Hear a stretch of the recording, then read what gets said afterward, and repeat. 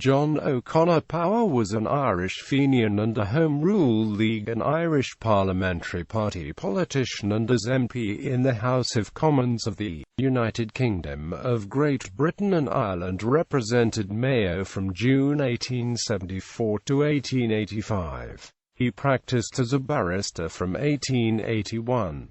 Early radical years. He was born in Clashagany, County Roscommon, and was the third son of Patrick Power from Ballinasloe and his wife Mary O'Connor of County Roscommon. During the potato famine years, he contracted smallpox and spent some time in the Ballinasloe Fever Hospital, which was housed in the workhouse. On the death of his parents, he was raised by Catherine O'Connor Duffield in her home in Society Street. At 15 years of age, he went to live with relatives in Lancashire, where he recruited for the Irish Republican Brotherhood and took up a trade in house painting. It was here that he first met Michael Davitt. He became known to the police under alias names John Fleming, John Webster, Charles Ferguson. After being involved in the abortive raid on Chester Castle in February 1867, he evaded capture and was sent to the United States later that year at the age of 21 to discuss reorganization of the Fenians. After his return, he was arrested in Dublin on the 17th of February 1868 and spent 5 months in Kilmainham and Mountjoy jails. The County of Dublin Jail, Kilmainham file holds a photograph and description of a prisoner who was formerly in custody under the Lord Lieutenant's warrant, charged with treasonable practices and discharged on bail on the 29th of July 1868. John Power, alias John Webster, alias Charles Fleming, was a Roman Catholic who was born in County Roscommon. He was 5 feet 9 inches, stout, with a long face, dark brown hair, grey eyes, a large nose and a large mouth. His whiskers were dark and he had no beard. His fresh complexion was pitted and he had a large wart on the small finger of his left hand.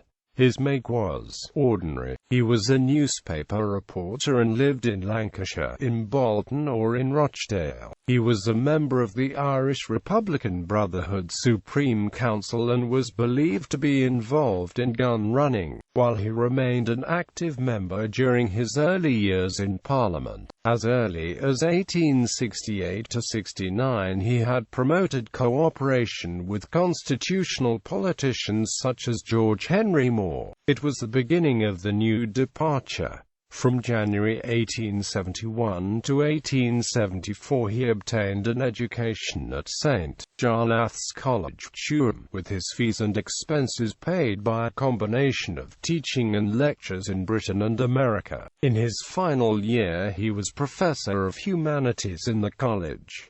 Early parliamentary years. While still at St. Jarlath's, Power signalled his intention in January 1874 to stand for election to the British House of Commons, and to take the oath of allegiance to the Queen and his seat if elected. Although there was clerical opposition, he was supported by John Macaulay, Archbishop of Chewham, and Fr. Edmund Burke, President of St. Jarlath's, and was successful at the Mayo by-election in May that year. In the 1874 Parliament, dominated by Disraeli's Conservatives, Isaac Butt's policy of attempting to achieve Irish nationalist objectives by working with the Liberals and Conservatives and respecting House traditions failed. The Irish minority was simply ignored. O'Connor Power and J.G. Biggar therefore pioneered the new policy of obstructionism, whereby they obstructed House of Commons business by making long speeches and manipulating its procedures. They were joined in this more successful policy by Charles Stewart Parnell on his election in April 1875. The O'Donoghue M. the County Kerry, in a letter to Cardinal Cullen, 6 August 1877, denounced the strategy. It is Fenianism in a new form. O'Connor Power spoke strongly and repeatedly in Parliament from 1874 to 1877 for amnesty for Michael Davitt, imprisoned in Dartmoor, and other Fenian prisoners, and brought to notice perceived unfairness of the treatment as common criminals rather than as political prisoners. This led to Gladstone lending his support to Fenian amnesty. Davitt was released early on 19 December 1877, and Fenians Thomas Chambers, Charles McCarthy and John Patrick O'Brien followed in January 1878.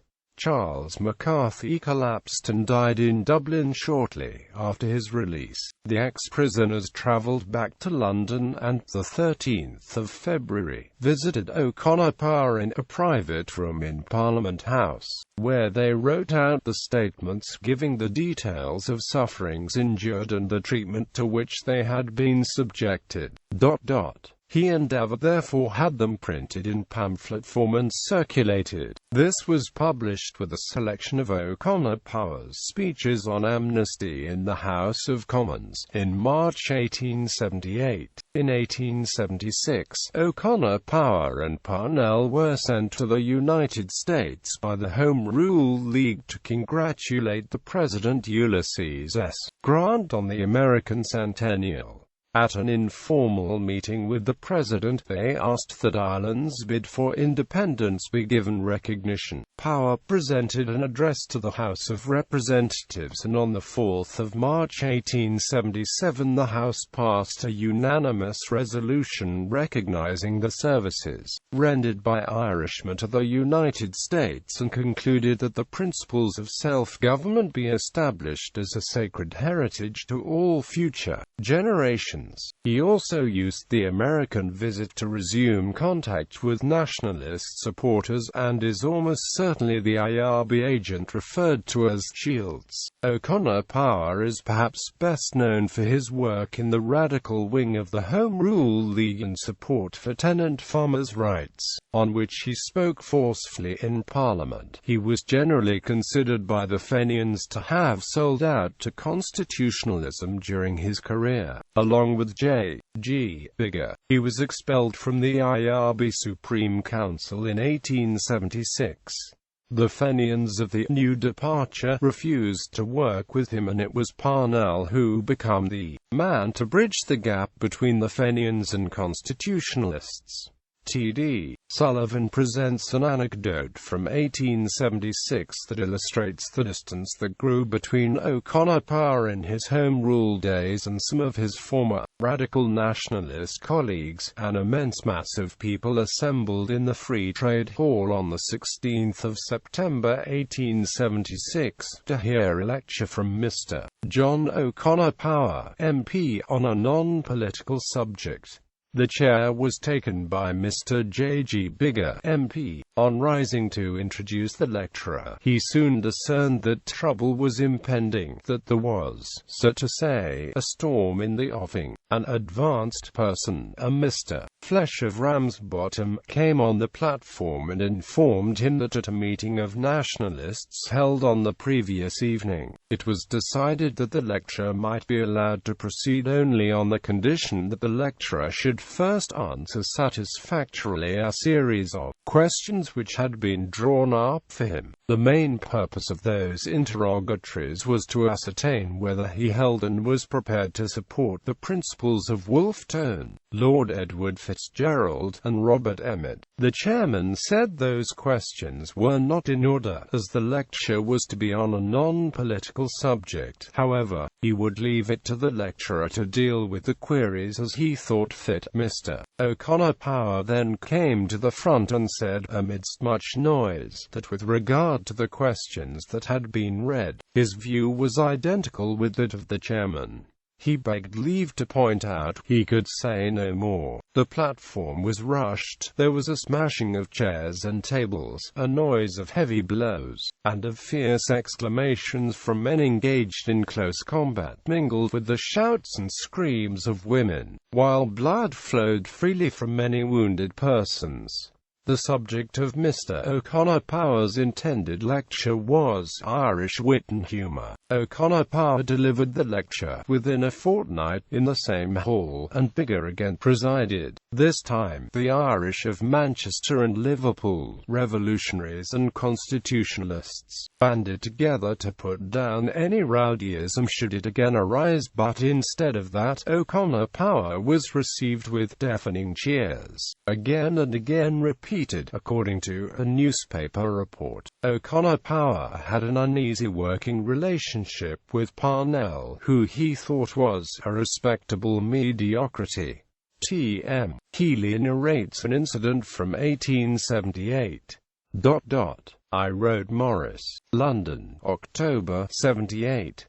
Would it be possible to get up a meeting in Lismore, and invite Parnell? The resolution I moved in Dublin at the Confederation of Great Britain was at his request, upon a suggestion of my own. If he could have O'Connor Power at his elbow continually, it would be a good thing, as Power understands the necessities of agitation, and Parnell doesn't. I hope he will make a good fist of his answer, but, though I have never been persuaded that he shines as a letter writer, Dan Crilly told me Parnell's first contribution to the Liverpool Argus was not worth much, and though he promised to insert it, he has failed me. O'Connor Power and Parnell were not kindred spirits. Power was an able and eloquent man, reeking of the common clay, at which Parnell's aristocratic sensitiveness recoiled.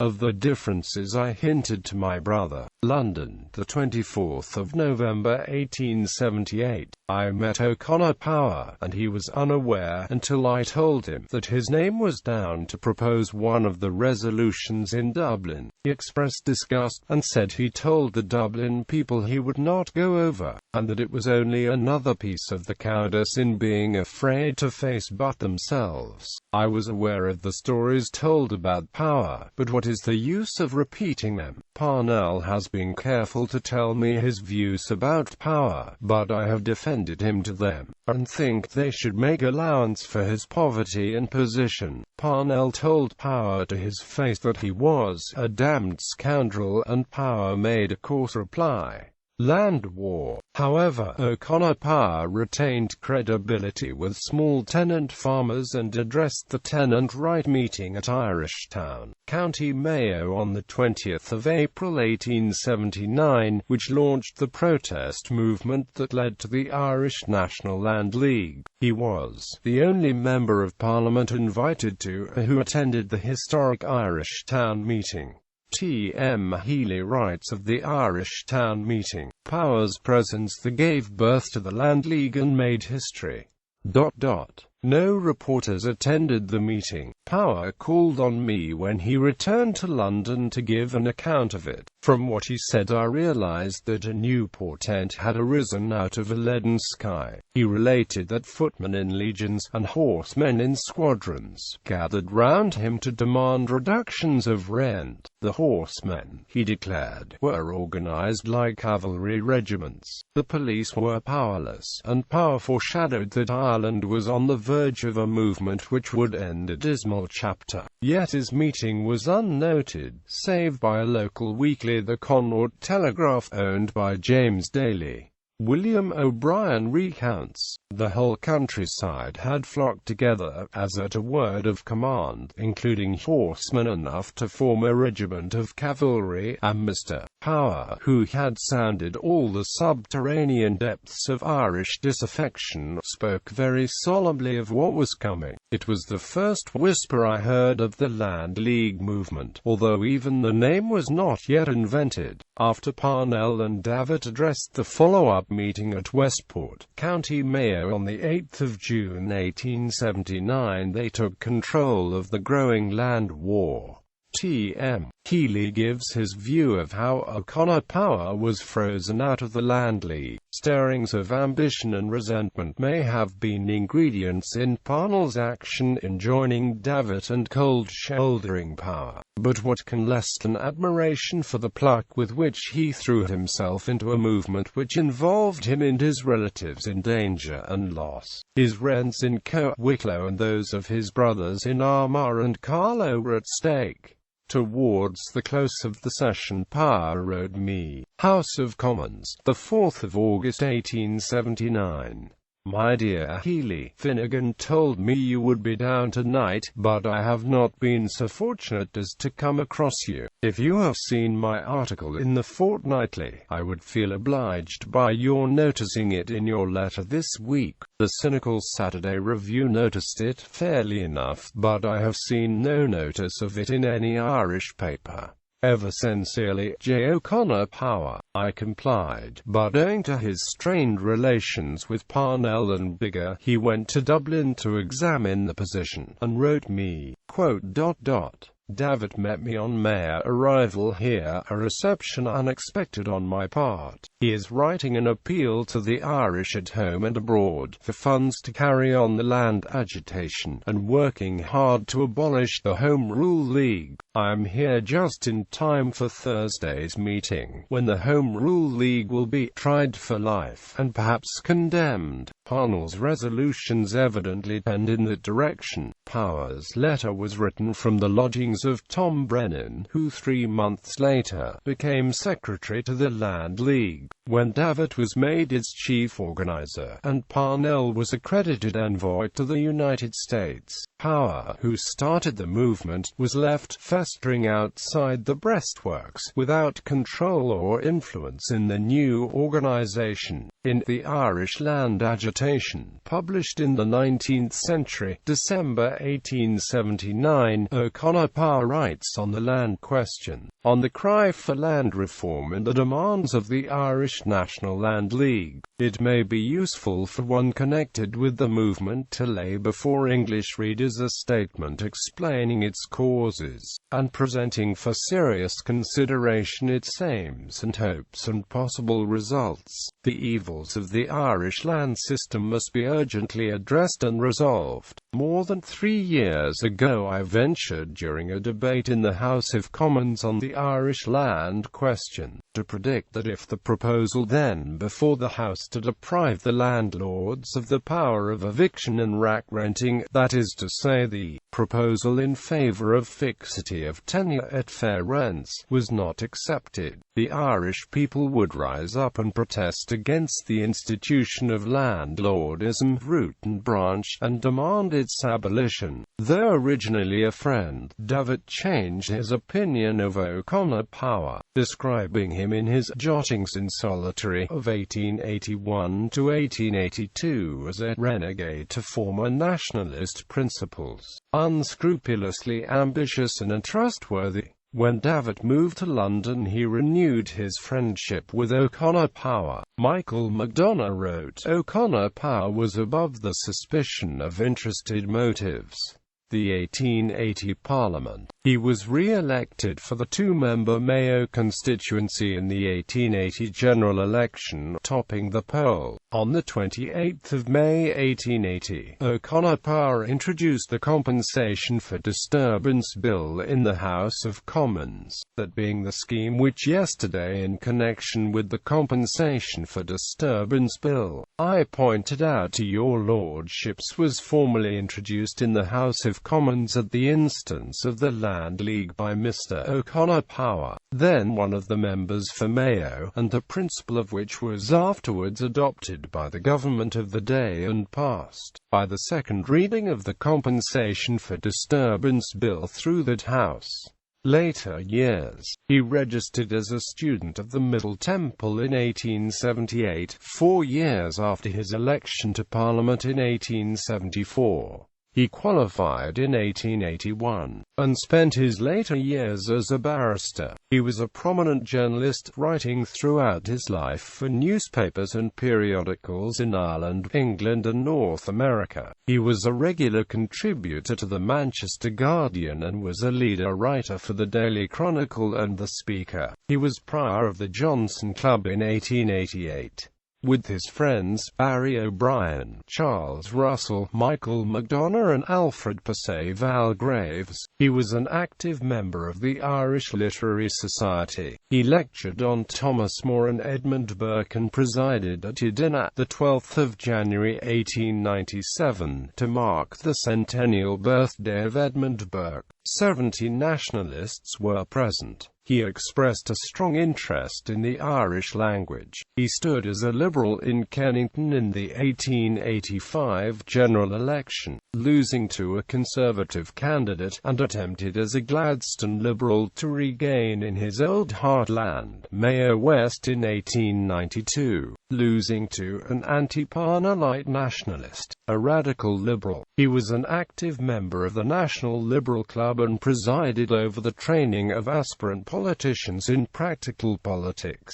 He toured the liberal clubs of Britain, promoting Home Rule and the reform of the legislative system, devolved government and a curb to the powers of the House of Lords. He continued to lobby British governments for the next 30 years and was universally recognised as an able and conscientious worker in all English and Irish reforms. In December 1878, the Quaker Lewis Fry won a seat in Bristol North with the help of the Irish vote. He was backed by the Home Rule Confederation of Great Britain and O'Connor Power, who was present at the meeting before the poll at Colston Hall. At short notice, O'Connor Power stood as a Liberal candidate for Bristol South in the 1895 general election, but again failed to re-enter Parliament. In the course of the election campaign, he threatened legal action when a Conservative paper accused him of having taken the oath of an illegal organisation. In 1897, he withdrew his candidature for Bristol South because of the attitude of the Liberal Party towards Home Rule. As an Irish nationalist, he would not stand for a Liberal constituency, while any doubt existed as to the priority of Home Rule in the programme of the Liberal and Radical Party.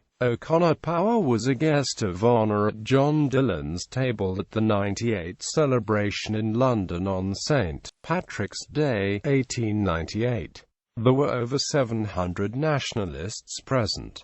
He and William O'Brien gave the principal toasts. No more justifiable insurrection had, in his judgment, taken place in the history of the world than the Irish Rebellion of 100 years ago. A rebel was a patriot who failed, a patriot was a rebel who succeeded, and he thought he did not misinterpret the spirit of that assembly if he said they were ready to toast the men of 98 in either capacity. He should never cease to be grateful to the United Irishmen, not only because they had bequeathed an example of courageous patriotism, but because they had given them one cardinal principle of high policy, and that was the principle of a united Ireland. He trusted that this memorable year would not be allowed to pass away without renewed efforts being made to restore union in the national union, at present so unhappily divided.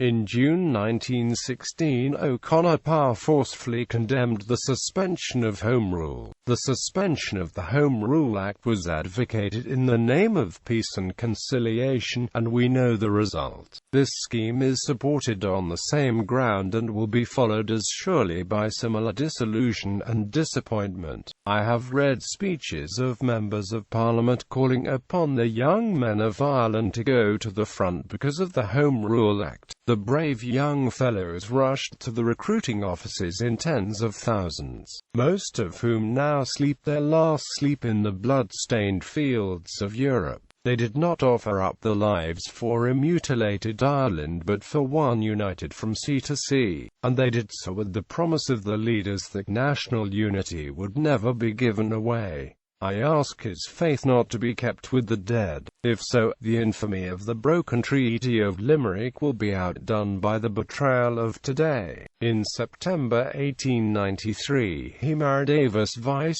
an EAQT Hook, the wealthy widow of a surgeon.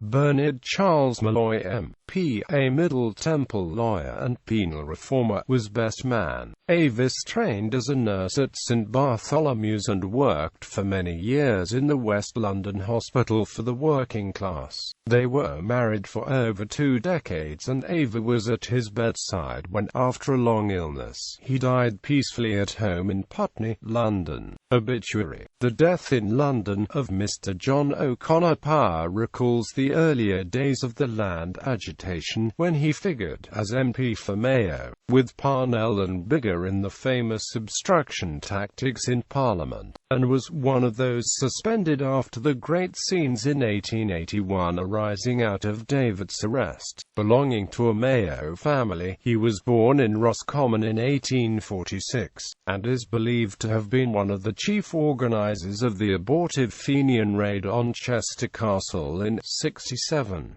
As a public orator, he aroused the keenest enthusiasm. While in Parliament, he was forceful and eloquent.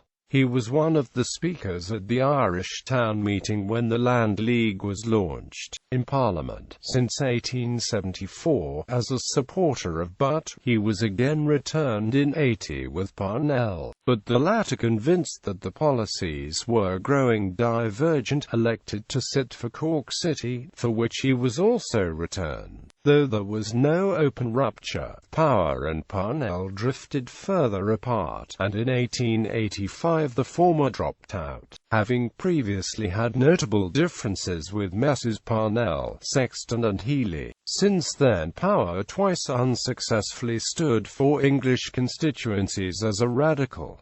Davitt and he maintained their friendship. In 1893, Power married the widow of Mr. H. F. Weiss, FRCS. One of his books dealt with the art of oratory. He was called to the English bar in 1881. The London Evening Standard classes him as an orator with Gladstone and Bright. Quotes. The Land of Ireland for the People of Ireland. The 26th of October 1878, at the founding meeting of the Mayo Tenants' Defence Association, Castle Bar, as reported in the Connaught Telegraph. The 2nd of November 1878. The mules of politics, without pride of ancestry, or hope of posterity. Quoted in H. Asquith, Memories and Reflections, Volume 1, p. 123. Oxford Book of Quotations, 2nd edition. The true patriot is not the one who clamours to lead the parade, but the man who walks last. The 17th of March 1888, Louisville, Kentucky. Nothing is so fatal to corruption as publicity and discussion.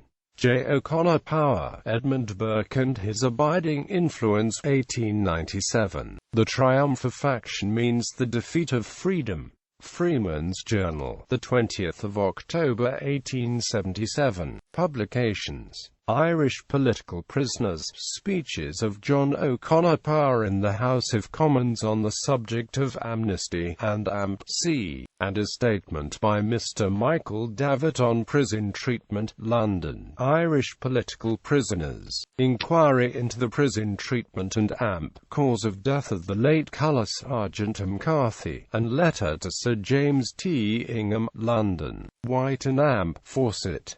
Fallacies about Home Rule, J. O'Connor Power, Fortnightly Review, August 1879, 224-35. The Irish Land Agitation, the 19th Century, Volume 6, Number 34, December 1879, 953-67. The Irish in England, The Fortnightly Review 27, 410-421.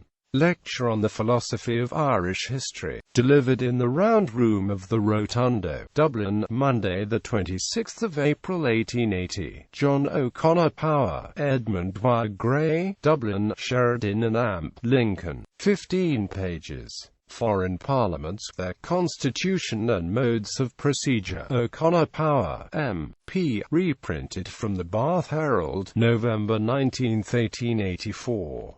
The Herald Office, Bath. The New Reform, J. O'Connor Power, 19th Century, Jan. 1885, 15–24. The Anglo-Irish Quarrel, A Plea for Peace, a reprint of the recent articles in the Manchester Guardian, revised by the author, London, National Press Agency, January 1886, February 13, 1893, The Speaker, February 18, 1893.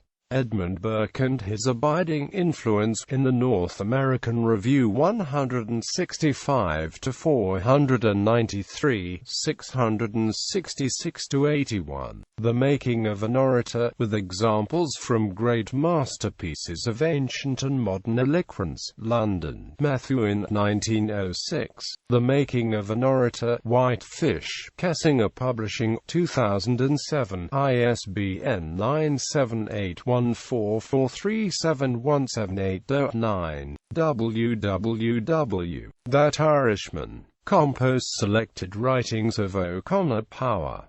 Available to download. Pictures. T.W. Moody, David. An Irish Revolution 1846–62. Plate V. Westminster Portrait, J. O'Connor Power, circa 1877. The Parliamentary Archives, UK. Westminster Portrait, J. O'Connor Power, 1883. The Parliamentary Archives, UK. Sir Leslie Ward, Caricature, 1886, held in the National Portrait Gallery, No. 3293. Original of cartoon by the Spy, The Brains of Obstruction, published in Vanity Fair, 25 December 1886. Bust of John O'Connor Power, M.P. R.H.A. 1881. By John Lala. Entry in Walter Strickland, Dictionary of Irish Artists.